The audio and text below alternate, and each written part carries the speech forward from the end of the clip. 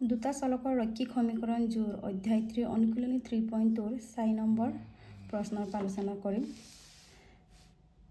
4 নম্বৰৰ পৰা তোমালোকক 8 নম্বৰলৈ নতুন কিতাপত নতুনকৈ কুৱেশ্যনবোৰ অনিবিষ্ট কৰা হৈছে। আগৰখিনি অলৰেডি মই ভিডিঅ' দিয়া আছে, তোমালোকে প্লেলিষ্টত গৈ চাই ল'বা। এতিয়া মই 4 নম্বৰৰ পৰা আলোচনা কৰিম। কি আছে, যদি x + 3, x³ + ax² - bx + 6ৰ এটা উৎপাদক হয় আৰু a + b = 7, তেন্তে a আৰু b ৰ মান উলিয়া বুলি কৈছে। এতিয়া উৎপাদক বুলি ক'লে তোমালোকে অলৰেডি পাই আহিছা ক্লাছ 9ত। এটা x + 3 বুলি ক'লে কি হয় আমাৰ, যদি প্লাছ হয় x + 3 = 0, x = -3, a + 3 টো ৰাইট চাইডে গ'লে -3, তেনে x ৰ ভেলু কিমান হ'ব আমাৰ -3, আৰু এইটো আমাৰ px ৰ মান চোৱা দিয়া আছে,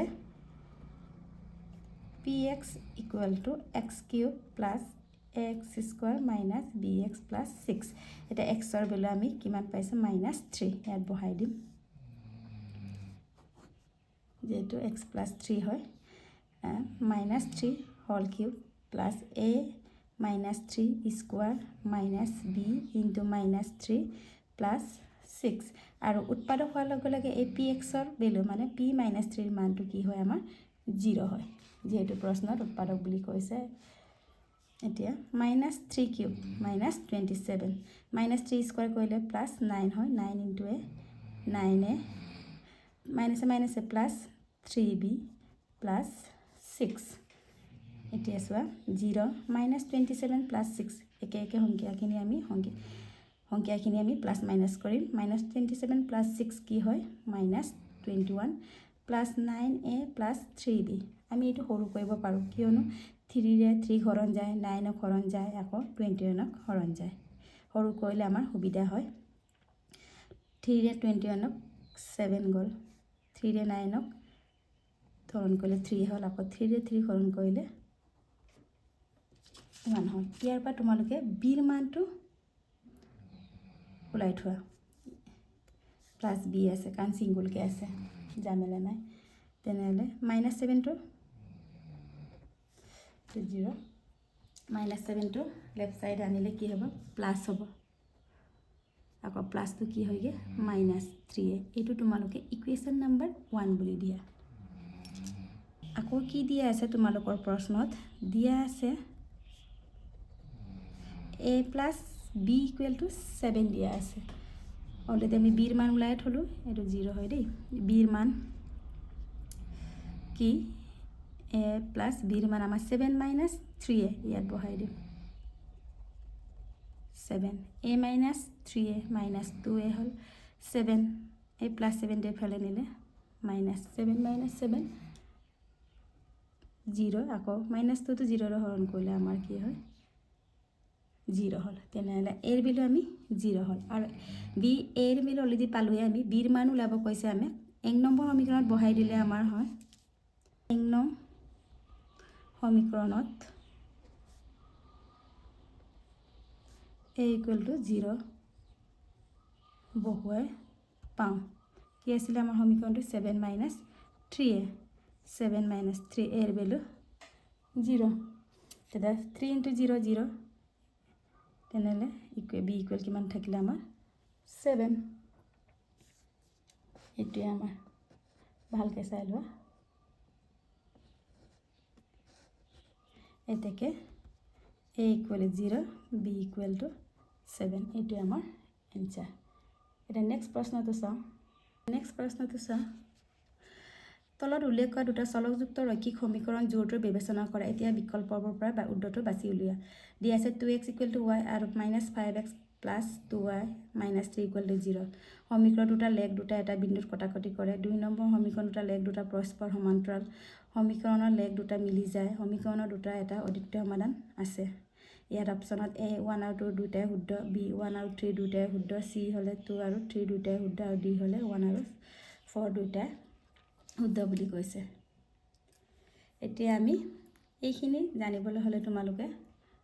টেবুলখন আকৌ মনত পেলাব লাগিব। চোৱা, আমাক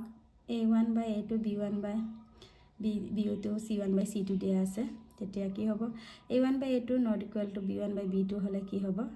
কটাকটি কৰা দুটা ৰেখা এটা সমাধান বা অদ্বিতীয় সমাধান থাকিব a1/a2 = b1/b2 = c1/c2 মিলি যোৱা দুটা ৰেখা হ'ব অসীমংখ্য সমাধান থাকিব 3 নম্বৰটো আকৌ a1/a2 = b1/b2 = c1/c2 হ'লে সমান্তৰাল দুটা ৰেখাৰ সমাধান নাই ইয়াত এটা কোনখিনিত পৰে আমি এইখিনিত বহাই চালে আমি গম পাম এইখিনি কিন্তু ধুনীয়াকৈ বাইহাত কৰি থবা নম্বৰটো সমীকৰণটো কি 2x = y এইটো আমি চলক ৰৈখিক সমীকৰণৰ আৰ্হিলৈ পৰিৱৰ্তন কৰিম আৰ্হিটো কি আমাৰ ax + by + c এটা 2x + y টো এফালে আনিলে মাইনাছ হ'ল ইয়াত c ৰ ভেলু আমাৰ ধ্ৰুৱক ৰাখি নাই ইকুৱেল টু 0 হ'ল আৰু আনটো সমীকৰণ আছে -5x + 2y - 3 = 0 ইয়াত তুলনা কৰা x ৰ অহকটো সদায় a হয় আৰু y ৰ অহকটো b আৰু c হৈছে আমাৰ ধ্ৰুৱক ৰাখি তেনেহ'লে প্ৰথম সমীকৰণ আৰু এইটো দ্বিতীয় সমীকৰণ ইয়াত চোৱা a1 কি আছে লিখি লোৱা a1 = 2 প্ৰথম সমীকৰণ কাৰণে a1 হৈছে b1 কিমান -1 c1 টো আমাৰ নাই এইকাৰণে কি হ'ব এইটো 0 নাথাকিলে 0 আকৌ দ্বিতীয় সমীকৰণত আকৌ a2 = -5 সেকেন্ড হোৱাৰ কাৰণে a2 দিয়া হৈছে b2 হৈছে আমাৰ 2 আকৌ c2 হৈছে আমাৰ -3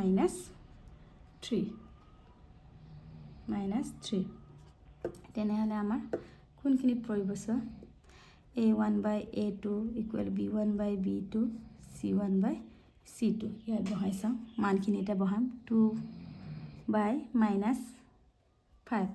আকৌ b1 টো -1 b2 2 আকৌ c1 টো 0 আকৌ -3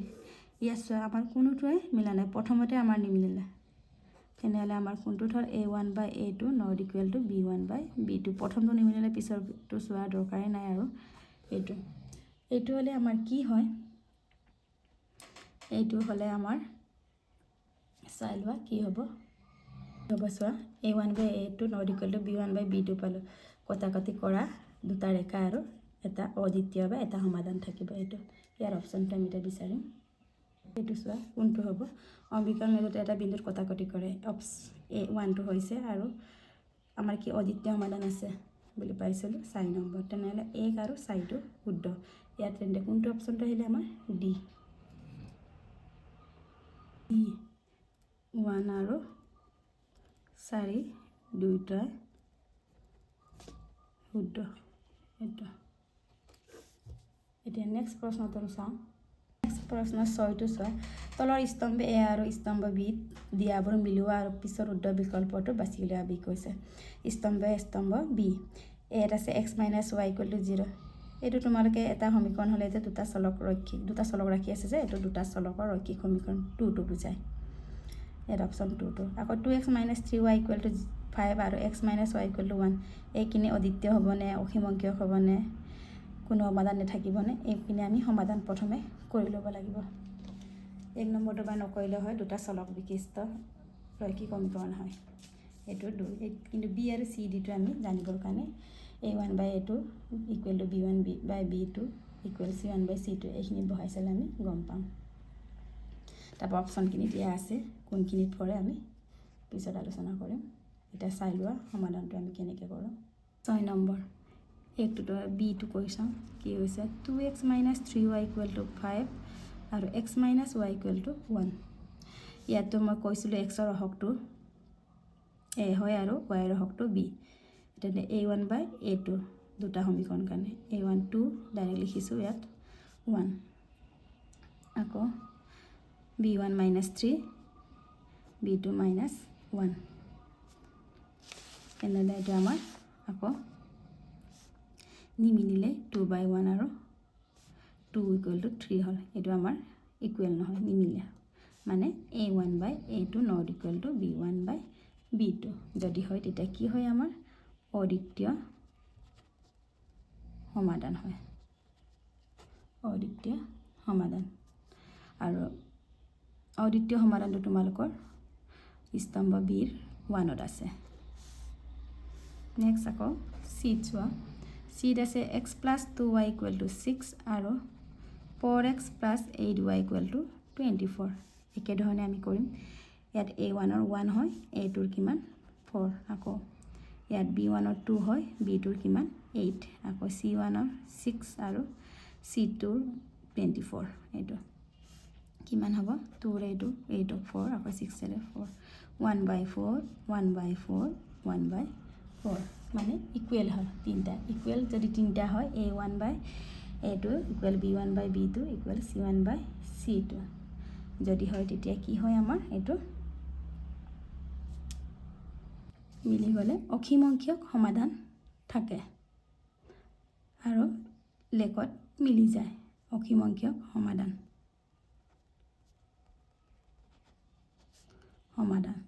আৰু লেখত মিলি যায় এইটো অপচনটো তোমালোকৰ স্তম্ভ বিৰ সাইড আছে আকৌ D2 চোৱা 2x + 3y = 6 আৰু 4x + 6y = 10 তেনেহ'লে 2/4 3/6 6/10 ইয়াত চোৱা ইয়াত 1/2 2 3 6 2 1/2 আৰু এইটো 3 6 3 10 5 3/5 প্ৰথম দুটা মিলিলে হেকৰটো নিমিলিলে তেতিয়া কি হয় প্ৰথম দুটা মিলিলে পিছৰটো নিমিলিলে আৰু নিমিলিলে কি হয় কোনো সমাধান নাথাকে মানে A1/A2 B1/B2 not equal C1/C2 হলে কি হয় কোনো সমাধান নাই এইটো অপচনটো তোমালোকৰ স্তম্ভ বিৰ 1ত আছে এতিয়া কোনটো শুদ্ধ হ'ব বুলি ক'লে তোমালোকৰ এইটো মই অলৰেডি স্তম্ভ এৰ এটো স্তম্ভ বিৰ 2ত আছিলে তেনেহ'লে অপচনটো কোনটো আহিব অপচন এ কাৰণ এ টু বি 1ত হ'ল এইটো 1 পাইছিলোঁ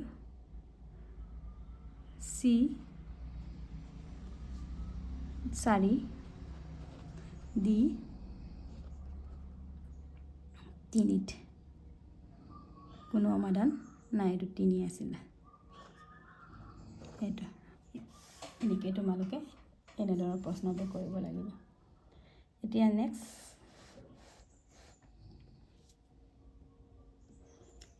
7 নম্বৰ প্ৰশ্নটো চোৱা x, 4 বিন্দুটোৱে 3x + y = 19 সমীকৰণটোক সিদ্ধ কৰিলে xৰ মান হ'ব xৰ মান কি হ'ব অপচন এত আছে 6 বিত আছে 5 চিত আছে 3 ডিত আছে 4 এতিয়া আমাৰ বিন্দু কেইটা দিয়া আছে x, 4 আমাৰ সদায় xy হিচাপে থাকে ইয়াত তুলনা কৰিলে xৰ মান x আছে y ৰ মান কি আছে 4 এইখিনি মান তোমালোকে যদি ইয়াত বহাই দিয়া তেতিয়া তোমালোকৰ এনসাৰটো ওলাই আহিব চাও সলিউশন কোনটোত পৰে ইয়াত x = x আছে y =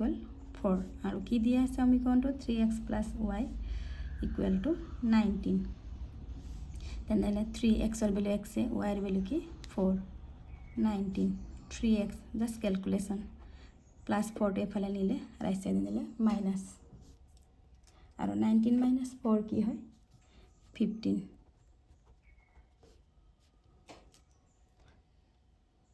আৰু x = 15/3 টো ইনটু আছে ৰাইট সাইডে গলে ডিভাইড হ'ব আৰু 15/3 কিমান হ'ব আমাৰ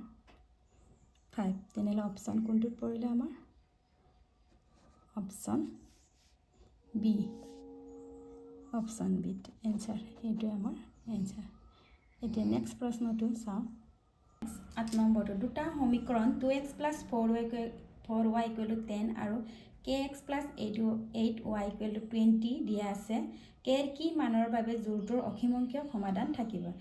অপচন এত আছে 4 বিত আছে 3 চিত আছে 2 ডিত আছে আমাৰ 1 এতিয়া অসীম অংকীয় সমাধান থাকিবলৈ আমাৰ কি আছিল ফৰ্মুলাটো a1/a2 b1/b2 = c1/c2 এটো আছিল আৰু ইয়াৰ পৰা এই সমীকৰণ দুটাৰ পৰা আমি a1 a2 b1 b2 c1 c2 আমি উলিয়াই লম কি আছে 2x + 4y = 10 আৰু kx + 8y = 20 আছে ইয়াৰ পৰা আমি ইয়াত কি আছে প্ৰথম লিখি ল'ম A1 অপশ্যনত থাকিলে তোমালোকে ডাইৰেক্ট কৰিবা 2/k 4/8 বুলি আৰু যদি তোমালোকৰ এই প্ৰশ্নটোৱে যদি তোমালোকৰ 2 মাৰ্কৰ কাৰণে আহে বা 3 মাৰ্কৰ কাৰণে আহিলে তোমালোকে এনেদৰে লিখি ল'ব লাগিব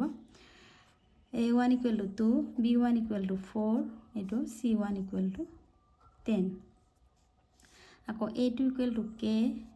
এইটো সেকেন্ড সমীকৰণ B2 = 8 আকৌ C2 = 20 এতিয়া আমাৰ চৰ্তটো কি দিয়া আছে প্ৰশ্নমতে কি দিয়া আছে সকিম সংখ্যক সমাধান আছে বুলি কৈছে তেতিয়াহ'লে কি কৰিব সকিম সংখ্যক সমাধান হ'লে A1/A2 B1/B2 C1/C2 A1 কিমান আছে 2 A2 k B1 আছে 4 B2 8 C1 আছে 10 আকৌ C2 আছে 20 ইয়াৰে গোটেইখিনি সমান বুলি কৈছে এই দুটাটো প্ৰথম দুটা ল'লেও হৈ যায় বা প্ৰথমটো আৰু থাৰ্ডটো ল'লেও হয় k টোৰ মান উলিয়াব লাগে যে এখানে k য'ত আছে এইটোৰ পৰা এইটো এটা সমান হ'ব বা 2/k বাট ইকুৱেল টু 10/20 একে হ'ব একো নাই যাৰ যিকোনো এটা ল'লে হ'ল এনসাৰ একে আহিব আমাৰ এইটো সমানে তেনেহ'লে 2/k 4/8 4ৰে 8ক 2 টাইম ইয়াত আকৌ 4ৰে 4ক 1 টাইম তেনেহ'লে আমি 2/k 1/2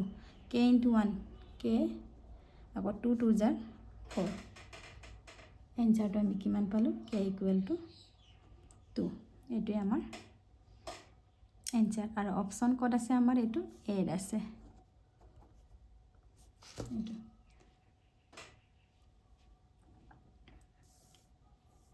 যদি কিবা ডাউট আছে তোমালোকে কমেন্ট বক্সত কমেন্ট কৰি দিবা আৰু পাৰিলে মোৰ চেনেলটো সাবস্ক্ৰাইব কৰি দিবা আৰু লগতে শ্বেয়াৰো কৰি দিবা